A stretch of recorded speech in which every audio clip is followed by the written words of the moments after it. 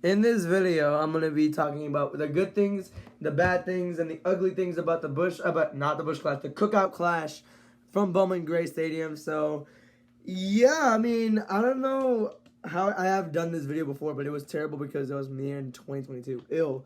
But right now it's 2025, so basically, I'll give you my thoughts on the Bush Clash race. This is not my typical NASCAR weekend review because it was only one race, and that was a preseason race. So, this was the kickoff of the season, getting all the jitters out of the way before Daytona, before the real stuff kicks in. This is just a little teaser, or not teaser. I don't know how to say it, but yeah, we're gonna be going over the good stuff, the bad stuff, and then the ugly stuff. We're gonna start off with the good things first. I can name a lot of good things. Honestly, it was good. It was first of all, it was a good race. I mean, everyone's hating on it. Everyone's hating on it because it wasn't that good of a race. I think it was low key. I really, honestly, do think it was. In my opinion, it was a solid short track racing. It was kind of a wreck fest, but kind of a great. It was kind of just its own thing as well. I don't even know how to say this, but like it was a wreck fest, but it wasn't at the same time. It was just regular racing as well. And I don't know. It just felt like a good race. The atmosphere that. Well, I'll talk about that later. Overall, it had a good vibe to it. In my opinion, I felt like it was a step up from the clash at the Coliseum. Honestly, like. Yeah, I mean, I don't know how to say it. It's just it was a good race, honestly. Everything went smoothly. You had nothing really go wrong with this one. I mean, you had another little good thing was that the little pit road after turn 3 as well. I mean, it was pretty cool as well. The cautions weren't that long. There wasn't as many cautions. It was honestly just like I keep saying, good solid racing. So yeah, that's the good thing about this one. Another good thing is that I don't really care about ratings, but it drew in 3.1 million viewers from what I can tell.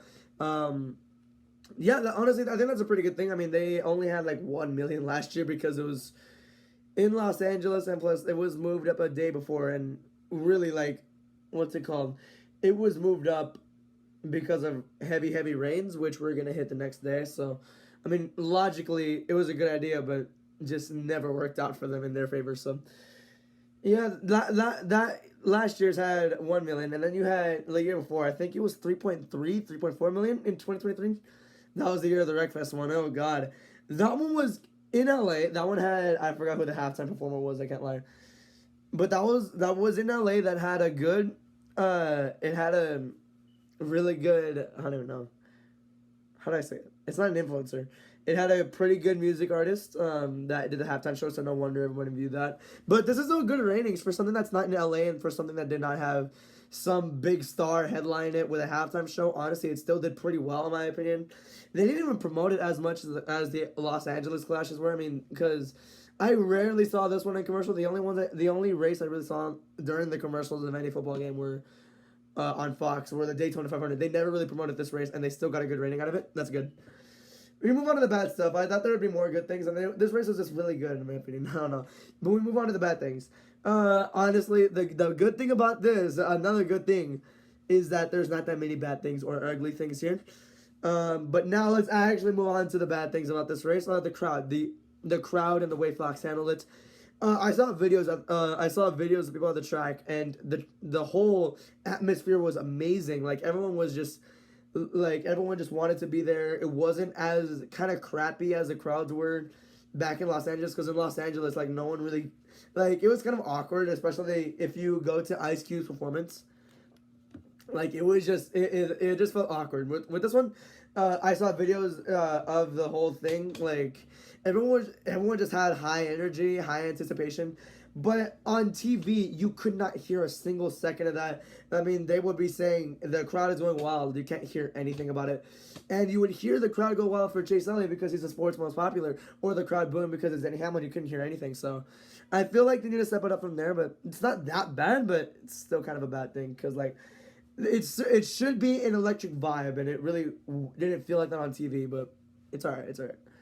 And then we move on to the ugliest part of the race, which I still don't know what it is, which is a really good thing. I've been racking my brain like 10 minutes before I started recording this video. Like, what was the ugly part about this race? What was the ugliest thing about this race? I can't really name any of it. That which honestly is a great thing, because I cannot name anything that was ugly about this race. Honestly, I feel like NASCAR handled this pretty well. I feel like they should not try and just do publicity stunts for the sake of it.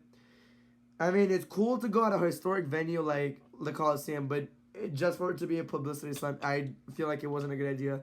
NASCAR going back to their roots for this one, honestly, it felt more genuine and it felt great. So yeah, there's no ugly about it. I really like just this race. They handled this event pretty well. Oh, the national anthem. There. I'm sorry. I really hate disrespecting people like that. It just the national anthem. It felt off, and I don't know. This either it was a sound. It was like NASCAR sound crew or Fox's sound crew, or they were just that bad. I hate being like this, but that's what it is. That's terrible. So moving on to actual like race standards, like I said, it was kind of a wreck fest, low key, but overall it wasn't even too bad. It wasn't really too bad. Let's go over your top 10 finishers like we used to do last year before I ended all things early. Chase Elliott won the race. Honestly, he cooked up a pretty good race. I mean, the first 100 laps, he was doing pretty well, but he faded with about 20 to go in the first segment of the race.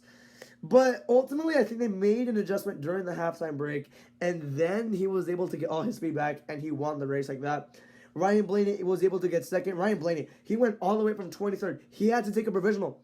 He climbed all the way to second, just fell short of the not Novelli. You cannot count out Denny Hamlin either.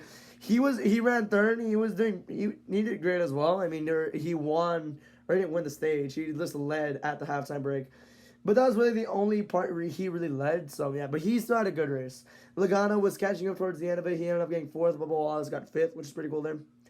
Ross Chastain got sixth. He had Cindric get seventh. So you got all of Team Penske got top 10.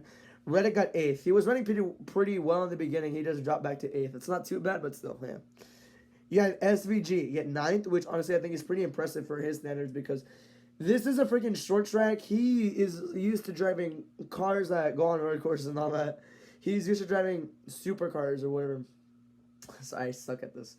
He's used to driving all that and running at a NASCAR short track and a Gen 7 car that's hard to handle. He did pretty well. He got ninth. That's nice. And running at the top 10 was Chris Buescher. He was doing well in the beginning, too. He just fell back to 10th. I don't know. But, yeah, that's about it. The only one that was really out of the race was Briscoe. I mean, the last car on lead lap, I think, was Josh Berry or Bell. It was a good race at the end of it. It kind of a wreck fest, too. You had Hocevar get involved in 3 incidents, but that's all I can really say. I mean, it was good chaos, which is a good thing. I'm going to give the race a rating of a 3.5 out of 5. That's equivalent to 7 out of 10 in my ratings. Pretty good, solid. And yeah, that's going to do it for this video. I'm really sorry that this was just one of the most sloppiest reviews I've ever done. It's just like, it's a one-off preseason race, so yeah, and I promise, once we hit 1K subscribers, I'll do more editing on these videos. Right now, it's just me talking with the screen plastered on right there. But once we hit 1K, which will never happen, I'll do better editing from there on out. So yeah, but no one watches these videos, so who cares? That will do it for this one. Thank you for watching. Have a great night. Goodbye.